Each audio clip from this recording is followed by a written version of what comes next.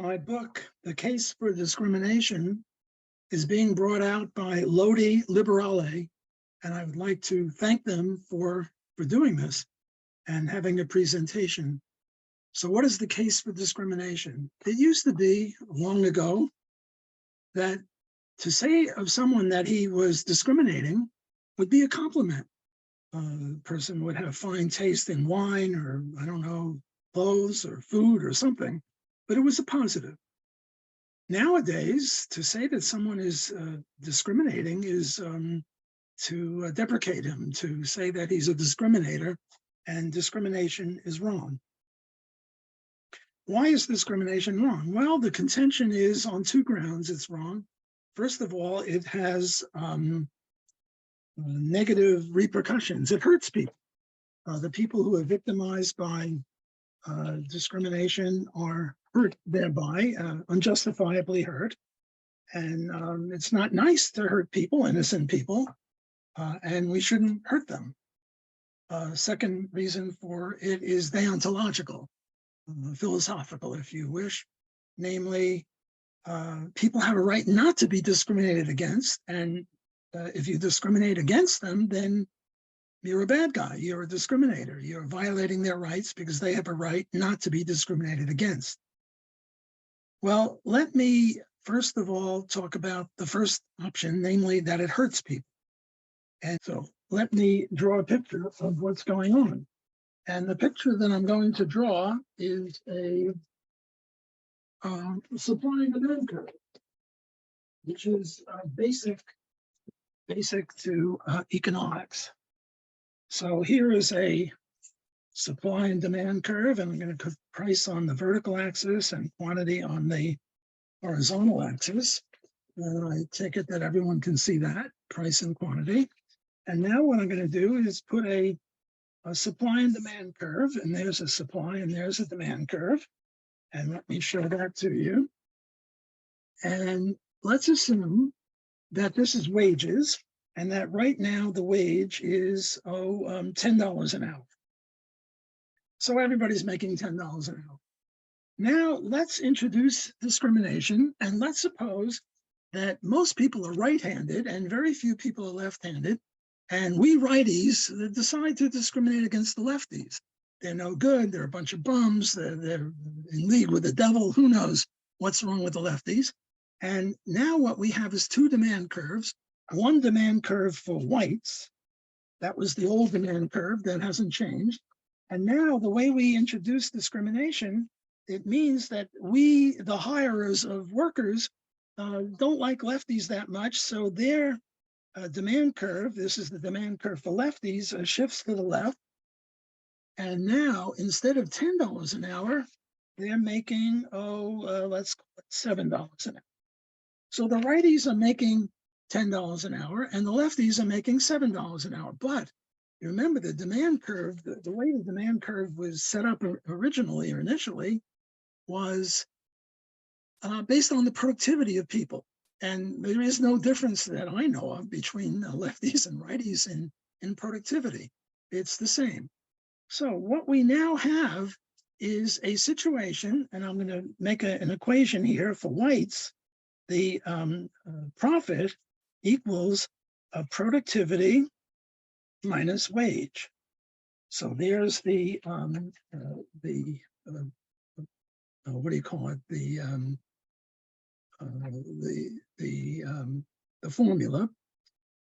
And for whites, so I'm going to now say for whites, the productivity is 10 and the wage is 10, and therefore the profit that you earn off of hiring a white is 0, because we're in equilibrium, and that's no big deal.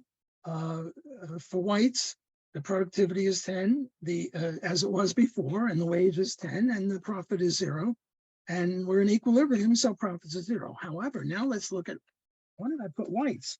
I should put righties. Sorry, I'm thinking of white, black, but we're now talking about left and right, and these are righties. Now I'm going to put lefties. So what's going on with lefties? What's the profit of lefties? Well, the profit of lefties is productivity is still 10, but the wage is now 7, so profit is 3. Sorry for my messy handwriting, but I hope you can all see that the profit, if you hire a lefty, is now $3 an hour. Well, is this stable? Is this going to last? No. Somebody is going to break the boycott against lefty. Well, it's not a boycott. We're hiring them. Just we won't pay them as much. I'm going to offer a 701. I'll make $2.99. Pure profit off of a lefty, but somebody else is going to offer him 702. Where is this going to end up? Back at $10, because wages tend to equal productivity. So this discrimination is impotent to hurt the target of the discrimination. Let me try it again. Only this time I won't be using whites or blacks or lefties and righties. I'll be talking about men and women. So what's the situation between men and women? The people on the left, that is the socialists, not lefties, but socialists say that women earn less money than men because of discrimination on the part of men. Men discriminate against women. And that's one hypothesis. It's a hypothesis. There's another hypothesis. It's called the marital asymmetry hypothesis. And the marital asymmetry hypothesis says that, yes, women on average earn $7 an hour for every $10 an hour, to use the same figures as before, of men. And therefore, the wage gap is 30%. Well, it's sometimes 25%, sometimes 28%. For round numbers, let's make it 30%. And so again, we're assuming that males and females have the same productivity. And again, profit equals the difference between productivity and wage. And we're going to have the same diagram or the same equation. The productivity of men is 10, and the wage of men is 10, and therefore the profit on hiring a man is 0. So there's our first equation. The second equation is the women.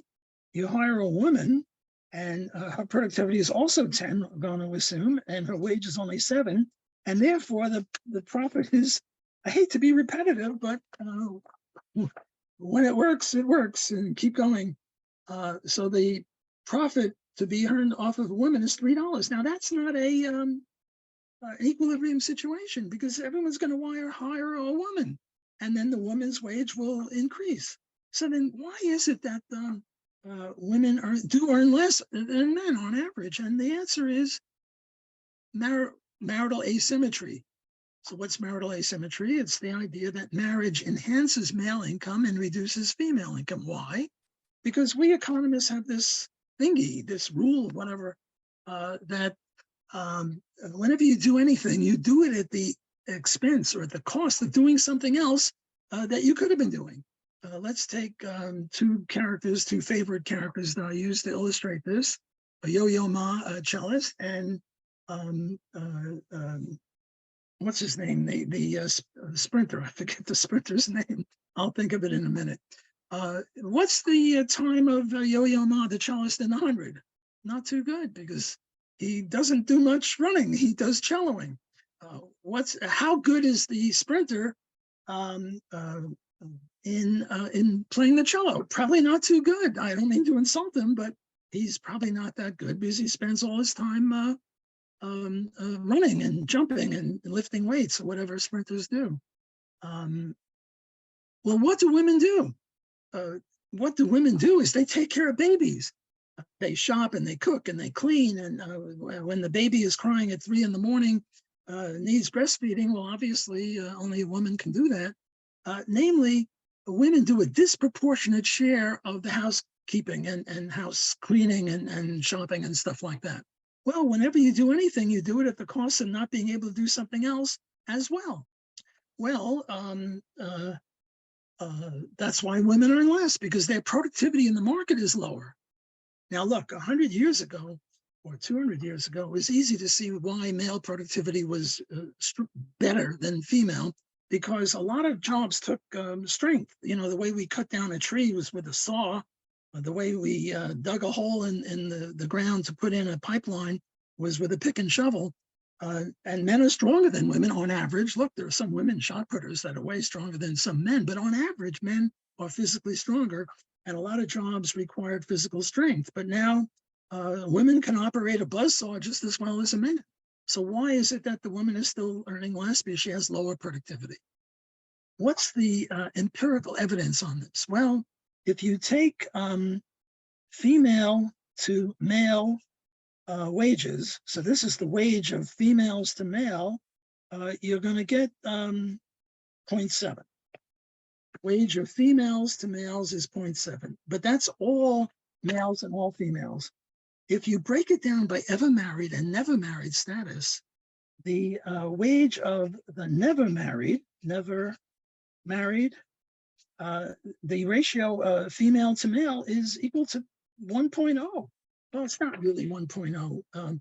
Whenever these statistics are made, you never get 1.0 anything, but they range from 0.9 to 1.1. Namely, the average of all the statistical evidence is equal. So if you're never married, by definition, you're not covered by marital asymmetry because you're not married. Well, then there's no difference between male and female productivity. On the other hand, if you take ever married, that ever married ratio is something like 0.4. Namely, for every dollar a man earns, an ever married woman, that is married, widowed, separated, divorced, whatever, she earns way less than 70 cents on the dollar. She earns something like 40 cents. The 70 cents is an amalgamation of ever and never married. So that's the theoretical reasoning and also the empirical evidence or illustration of this reasoning. So that's the first point I wanted to make about what was it? Does it do harm? No, it doesn't do any harm. It's impotent to hurt people. And the reason for the male-female gap is marital asymmetry. And the evidence shows that if you're never married, there's no gap. Even the wage rate between men and women aged 20 to 24 is virtually zero because most people 20 to 24 are not married.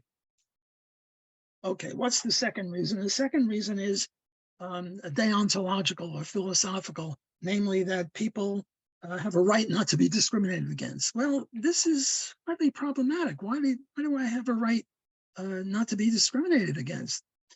From a libertarian point of view, from the point of view that I write, the only rights we have is not to be molested. Murder, rape, and theft and stuff like that should be against the law, and that's it, but not discrimination. Let me give you an example to illustrate the preposterousness of this idea that you shouldn't be discriminating. Male heterosexuals are discriminators. They discriminate against half the human race, namely other males, in terms of bed partners or marriage partners or love interests. Female heterosexuals are equally discriminatory. They also exclude half the human race, namely other women. Gay men are equally discriminatory. They too rule out of court for love interests or marriage or whatever, all female. And lesbians are equally discriminatory. They rule out all men. So what do we get? We get bisexuality, namely, if you take this seriously, this non-discrimination, we all have to become bisexuals. Well, that's a little preposterous. I think even for the woke people, that's preposterous. So from a philosophical point of view, this discrimination is a non-starter. Well, I've been told to take 10 or 15 minutes. I think I've taken that. I'm sorry I had to go low tech on you with paper instead of electronics. I hope you all got that. And let me again thank the Lodi Liberale for orchestrating this Italian translation of my book, The Case for Discrimination. I'm Walter Block. I'm a professor of economics at Loyola University, and I hope that this came across as well as it could. Bye.